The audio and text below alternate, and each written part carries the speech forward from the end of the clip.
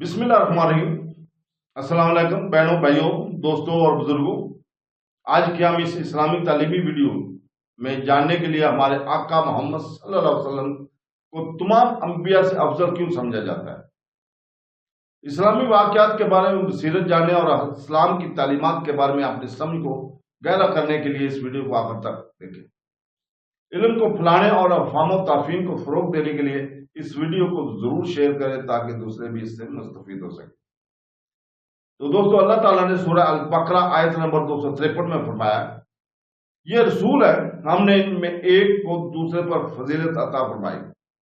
ان میں کسی سے اللہ نے کلام فرمایا، کوئی وہ ہے جسے سب پر درج و بلندی عطا فرمائی، اور ہم نے مریم کے بیٹے عیسیٰ کو کھلی نشانیاں دی اور پاکیزہ روح سے اس کی مدد کی، اور اگر اللہ چاہتا تو ان کے بعد والے آپس میں نہ لڑتے، جبکہ ان کے پاس کھلی نشانیاں آ چکی تھی، لیکن انہوں نے آپس میں اختلاف کیا تو ان میں کوئی مومن رہا اور کوئی کافر ہو گیا، اور اگر اللہ چاہتا تو وہ نہ لڑتے، مگر اللہ جو چاہتا ہے وہ کرتا ہے۔ تو دوستو، اس آیت میں انبیاء کرام علیہ السلام کی عظمت اور شان کو بیان کیا گیا ہے، اور یاد رہے کہ نبی ہونے میں تو تمام انبیاء علیہ السلام برابر ہیں، اور قرآن میں جہاں یہ آتا ہے کہ ہم ان میں کوئی فرق نہیں کرتے، اس سے یہی مراد ہے کہ اصل نبوت میں ان کے درمیان کوئی فرق نہیں، البتہ ان کے مراتب جداگانہ ہیں، خصائص اور کمالات میں فرق ہے، ان کے درجات مختلف ہیں، بعض سے اعلیٰ ہے، اور ہمارے آقا صلی اللہ علیہ وسلم سب سے اعلیٰ ہے۔ یہی اس آیت کا مضمون ہے، اور اسی پر تمام امت کا اجماع ہے۔ یہاں آیت میں بعض سے افضل فرمایا گیا، اس سے معلوم ہوا کہ یوں نہیں کہنا چاہیے کہ بعض سے ادنا ہے، یہ ادب کے مطابق نہیں۔ انبیاء کرام علیہ السلام کے فضائل بیان کرنے میں احتیاط کریں۔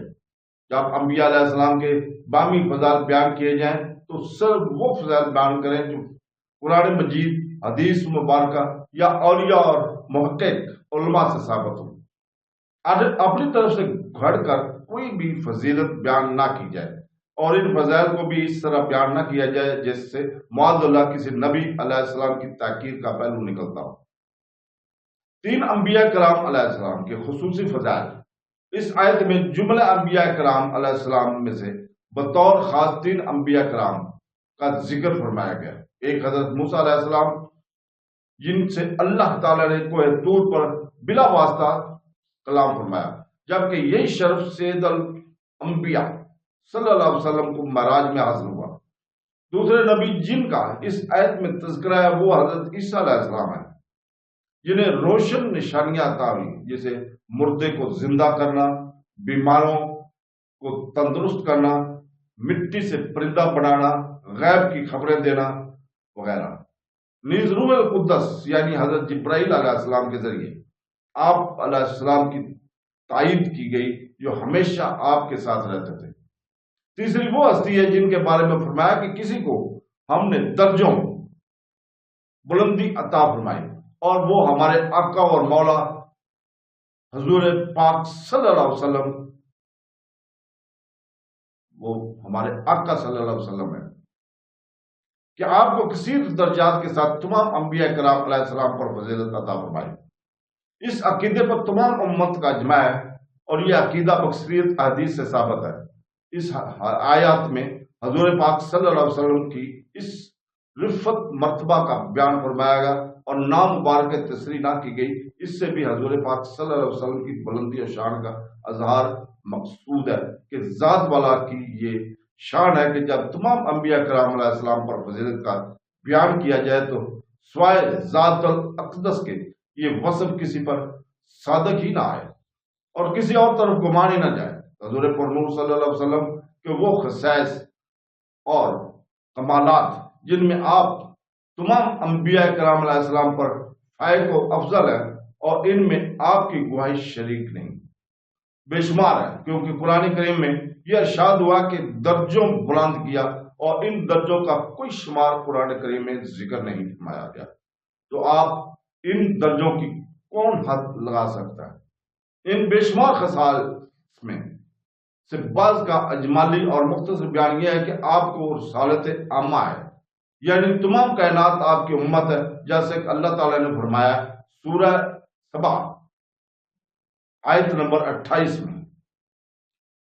वो फरमाते हैं, जिसका तर्जुमा है, और ए महबूब, हमने आपको तमाम लोगों के लिए खुशखबरी देने वाला और डर सुनाने वाला बढ़ाकर भेजा है। दूसरी आयत में फरमाया सूरह फुरकान आयत नंबर 1, तर्जुमा है, ताकि वो तमाम जहान वालों को डर सुनाने वाला हो। मुस्लिम शरीफ की हदीस नंबर 523 में इरशाद है, अल्लाह ताला की तमाम मखलूक की तरफ से रसूल बनाकर भेजा गया हूं।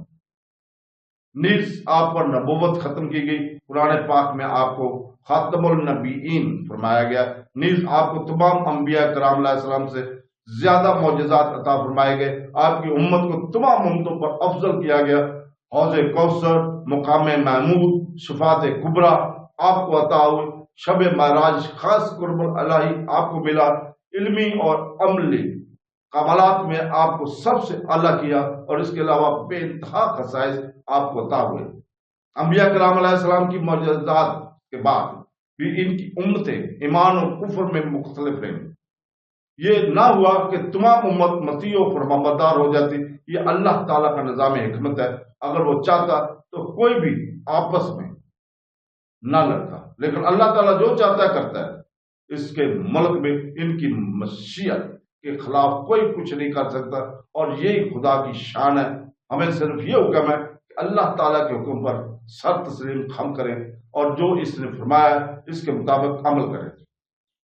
तो दोस्तों, अल्लाह ताला से दुआ है कि वो हमें कुरान करीम पढ़ने और उसको समझने और उसके ऊपर अमल करने की तौफीक अता फरमाए। आमीन सुम आमीन। अल्लाह हाफ़िज़।